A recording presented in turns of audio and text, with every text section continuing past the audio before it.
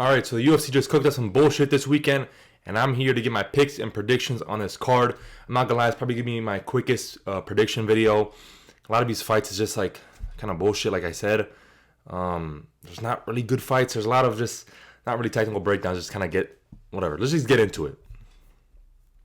First up, we got Penis versus Schultz. I like Penis here. He's bigger, longer, whatever. He's lengthier. He's more explosive. Like, he's more dangerous. Like, look at their builds. I mean, West Schultz ain't got a bad build, but look at Penis, bro. Like, and West Schultz, he's going to want to get to the grappling here. Want to get some takedowns, but I think Penis could stuff him and just kind of get a first round early finish. I don't think he'll go to decision. I think Penis is going to come out explosive, hard, and I think it's an early KO. I think he's just I don't know if he has some good takedown or get up ability off of takedowns, but I think he's just gonna win this fight by a first round knockout. Honestly. Next up, we got Francis Marshall versus Eric Silva. Francis Marshall coming off the loss to Myron Santos. I thought he won that fight when watching it. I haven't watched it back, but it was a split decision. He dropped Myron Santos in that fight. Eric Silva, he's coming off a big layoff. I think 2 years. He's 38. Dealt with injury problems. Francis Marshall, he's going to be better kind of everywhere, all around. He's more explosive, more dangerous on the feet, on the ground. I got him by finish, probably like in the middle of this fight. Probably KO. I would give him the edge by KO sometime in the middle of this fight. So I'm going to give it second round for Francis Marshall. I think this is kind of weird matchmaking. But I guess maybe to build Francis Marshall back up after his loss. It's kind of another bullshit fight. There's so many of these on this card. This is just terrible, honestly, of a card. It's going to be one of those cards where it's just a bunch of finishes, I think, and it's just straight mismatches. Like, it's kind of a boring finish card, not where it's fun. Like, we had UFC Qatar, if I remember correctly. That one had a lot of finishes, but they were more competitive finishes. And I think maybe Paris was the card where there was a shit ton of finishes, and they were kind of just... I mean, I think also the Noche card in Mexico, or would have been Mexico, like the Lopez Silva card, but it was in San Antonio. I think there was a lot of finishes early on.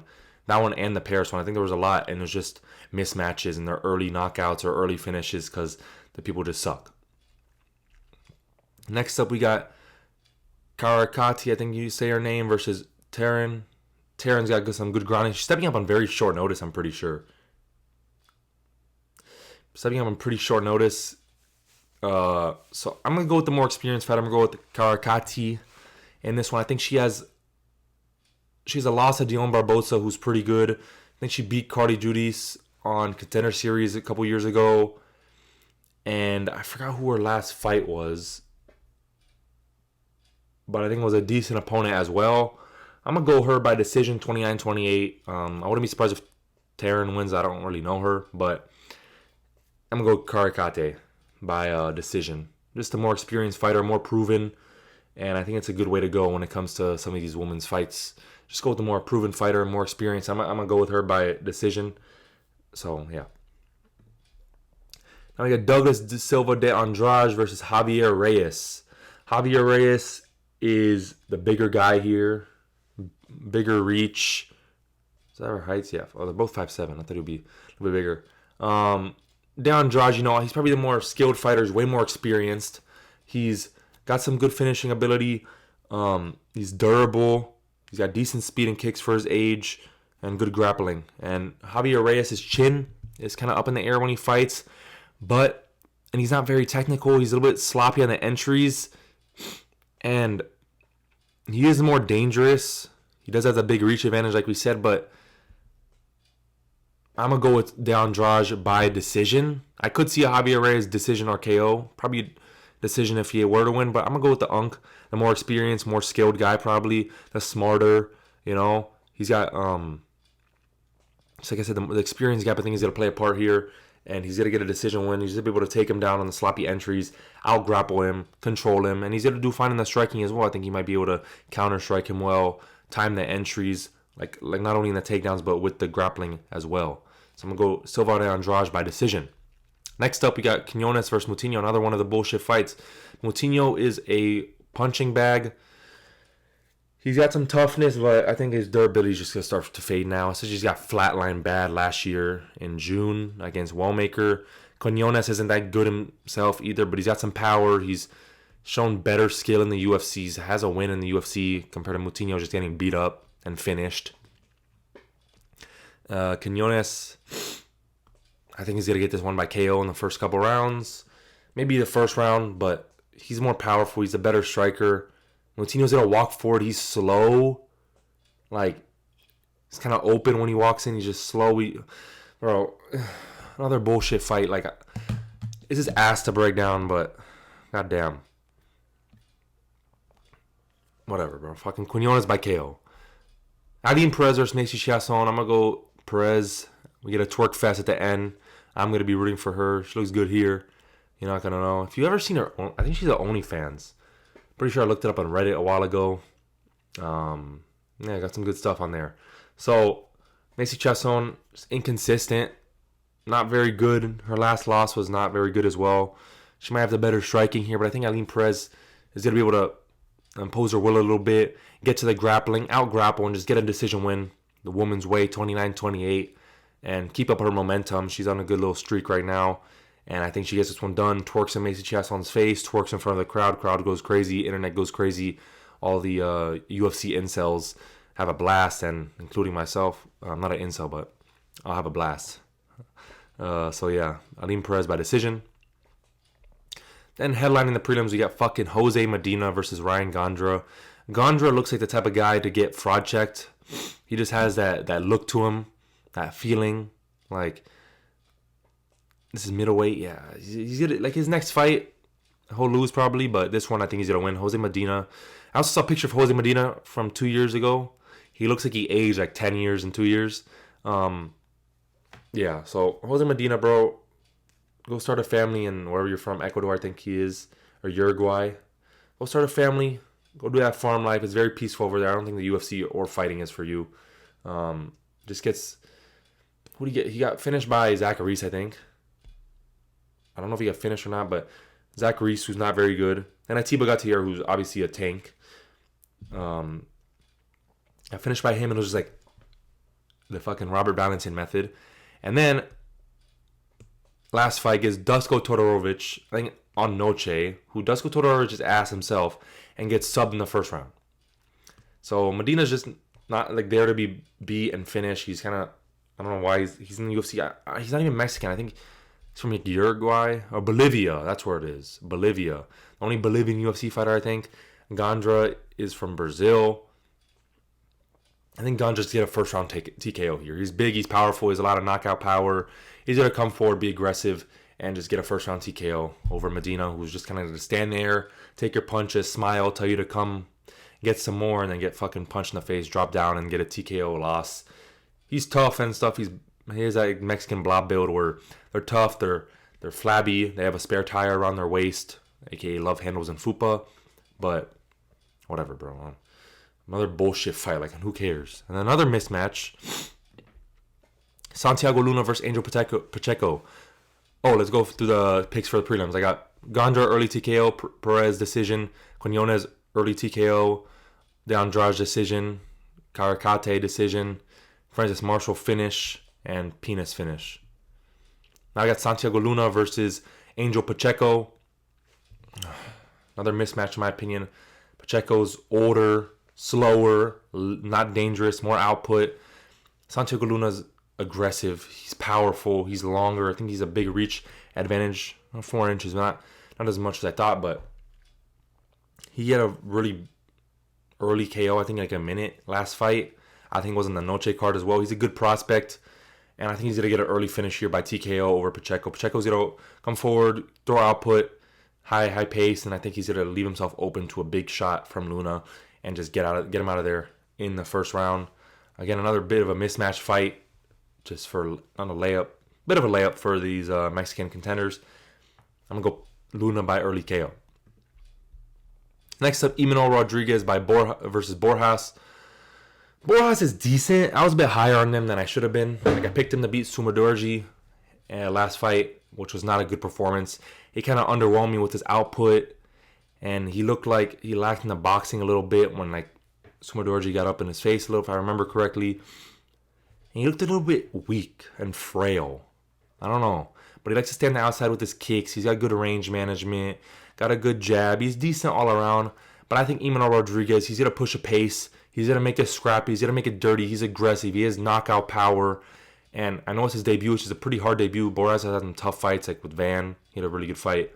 When Van, I think it was like Van's second fight in the UFC. Back in 2023. That's what put me on to Van, really, that fight. And yeah, I think Emmanuel is just to be more aggressive, more output, more powerful, more dangerous. And I think he's going to get either a KO victory here or a decision win. Either one. I think he's just going to impose his will a little bit. Like I said, be more aggressive. And I think he's better than Kevin Borjas. Kevin Borjas has been a bit underwhelming. And I think in the position where Emmanuel is going to put him, he's going to be a little uncomfortable. So I'm going to go Emmanuel by KO anytime in this fight or decision. Next up, Edgar Chairez versus Felipe Bunes. Edgar Chairez is pretty good. He's got not a great record, 12-6, but he's put on some good fights with Van, with Tyra. Showed good grappling, good boxing, ability to hurt you on the feet, sub on the ground. So I think against Felipe Bunes, who's going to want to get it to the ground and grapple, I think Chairez could threaten subs or keep it on the feet, outbox him, and get a finish win sometime in this fight. I'm going to pick him by finish.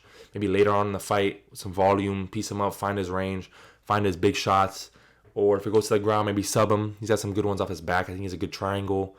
I think he got a rear naked choke his last fight. Or was it a triangle? I don't remember. But I think Chairez is more dangerous on the feet and on the ground in this fight.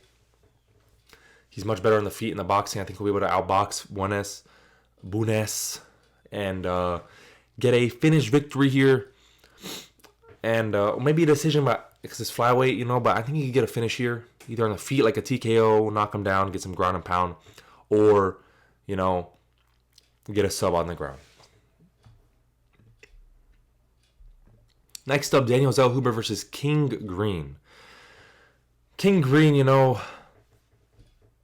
long career, a lot of damage taken. His chin's kind of shot now a little bit. There's beat Lance Gibson, who's not very good himself, by decision. Got flatlined by Rufi before that about a year ago. He's fast. He likes to get in. He's good. He's a good boxer. But his fucking hands are down. His chin's up. And Zellhuber, yes, he's not that great. He's had some stinkers. Like his last fight against Michael Johnson, he kind of got shut out. Was just kind of kicking the hands.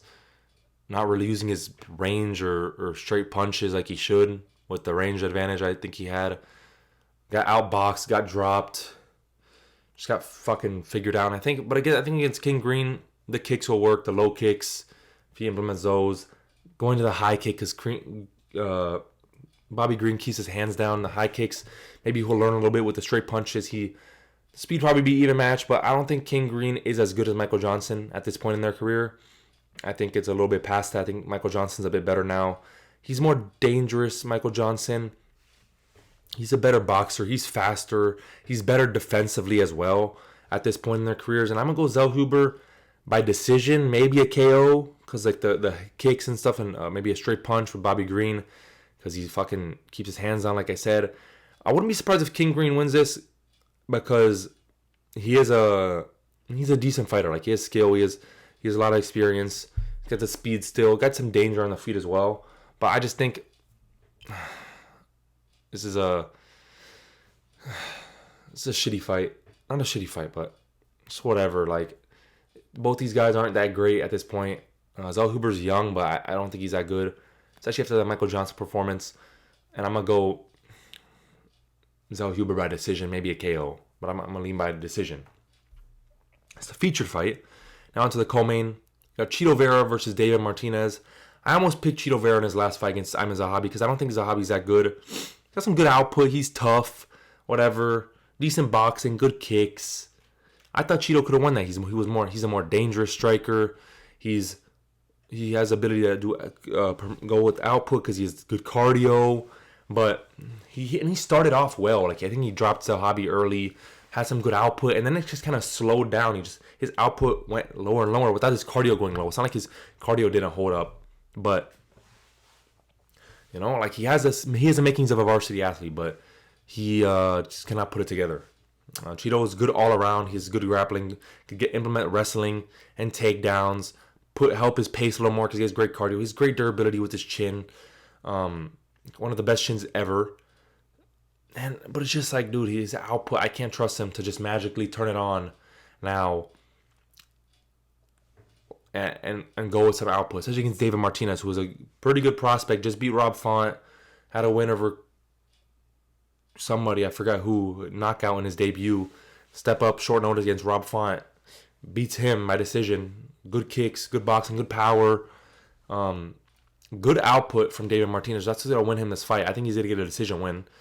I don't remember in that fight if there was a lot of grappling shown, or I don't know David Martinez grappling, but to trust Cheeto Vera to implement that, I don't fucking know. David Martinez also some power, but I just think the output is going to win in this fight, you know? And he gets it done by decision in this one. I don't think he's going to finish Cheeto Vera. I think he just gets it done by decision based on output, of course. And then next up, main event, Brennan Moreno versus Loner Kavanagh.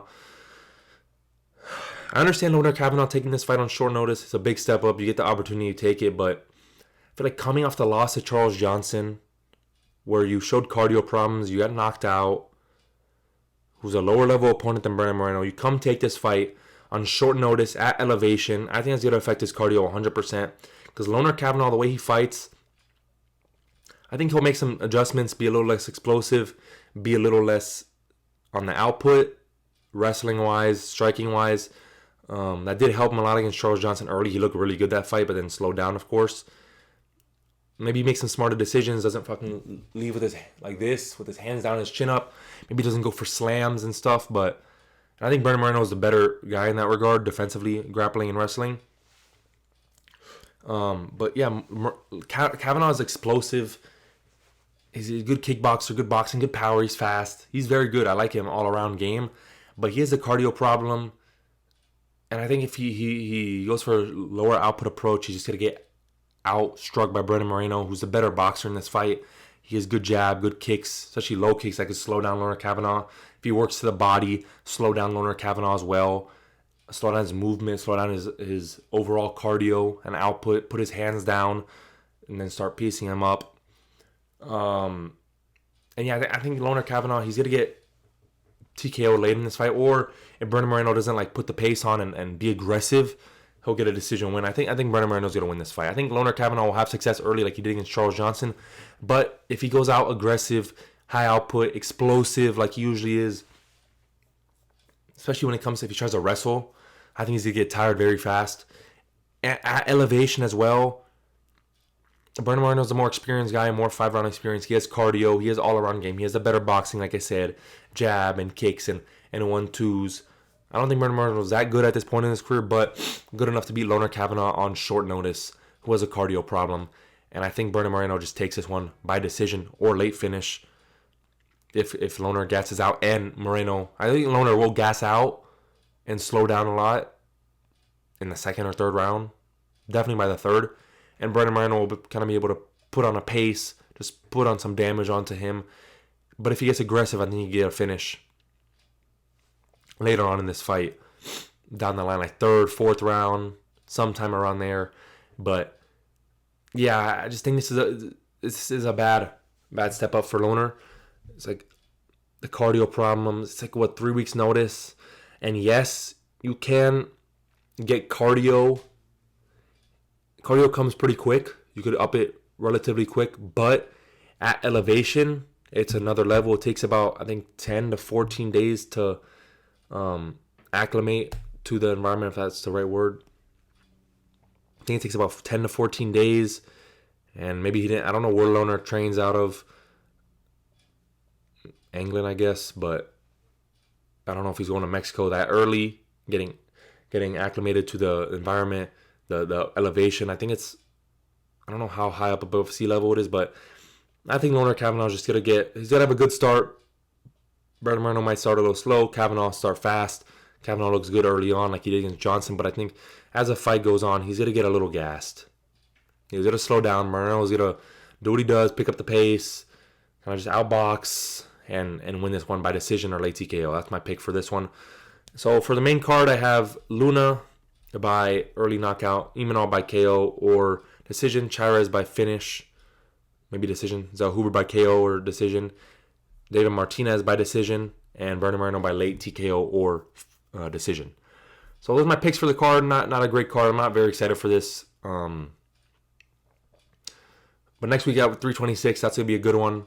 I'm going to get back to watching my film, do good breakdowns for those fights, for Charles Max, for RDR, Kyle, which is a great fight in my opinion. Been busy with midterms, but now we're back on track. Not doing shit for school. Everything is focused on UFC. But so I think I'll have some better predictions for there. Not better, but better breakdown. I think I had some decent ones for this card. You know, the last card as well, decent. I know I picked Fluffy, but if you watch the video, I was flip-flopping on it. I did give a good idea for Strickland. He was able to shut down the wrestling attempts because he would shut down the striking with his jab and his movement from Fluffy, who can't cut off the cage. I did say that would happen if Strickland were to win. But yeah, so next week, back for UFC 326, and let's go.